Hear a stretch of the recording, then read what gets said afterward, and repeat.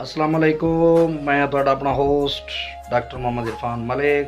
तुस समझदे पियो मेरा यूट्यूब चैनल पंजाबी टाइगर लोग स्पैशल ईद ते मेरे उन्होंने बिरावां की फरमाइश, उन्होंने दोस्तों की फरमाइश जेडे अपने घर तो बाहर अपने मुल्क तो बाहर आते हैं, उन्होंने सारे की स्पैशल फरमाइश ते चंद ईद की कीमती गल्लां, चंद दौड़े जरा सुन के भाई।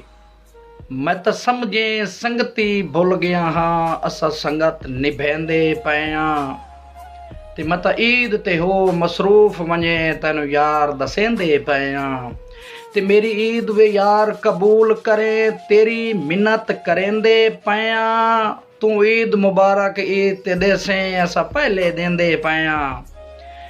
ते मेरे दोस्तों भाई आ ईद दे दिन नजदीक गए, कुछ सोचे हा ढोल रसाई दा।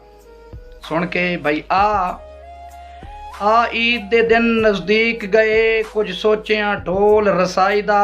हथ जोड़ के तेडी मिन्नत करा, कर सिलसिला खत्म जुदाई दा। ओ तैनू कासिम तोहफे ना देवा, केड़ा फायदा है इस नेक कमाई दा। और लिस्ट बना के सेंड कर मैनू, तैनू के कुछ ईद ते चाहिदा। हयातियां दरवाजा बंद कीता, भला होवे अखियां दा जिन्ना ढोल पसंद कीता। हयातियां।